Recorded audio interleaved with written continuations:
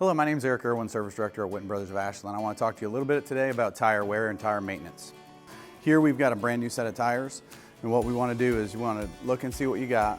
Brand new tire on this one is going to be 10 millimeters, or just at 9 millimeters. We've got a used tire over here that is measuring at 3 millimeters. Right now, if you get to a tire that's at 3/32, you run into risk as far as hydroplaning.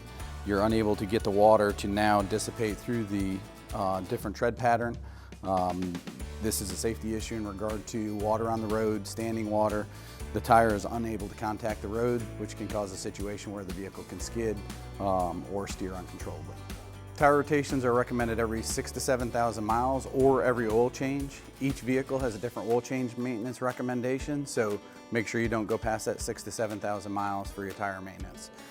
This will help prevent edge wear on your tires and help prolong longevity of the mileage on your vehicle, and also get the best wear and tear to prevent any kind of additional sidewall damage you could do.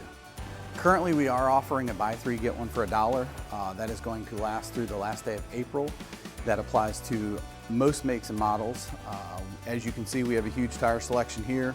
We have over 150 tires in stock, and we have most makes and model tires available within the next day.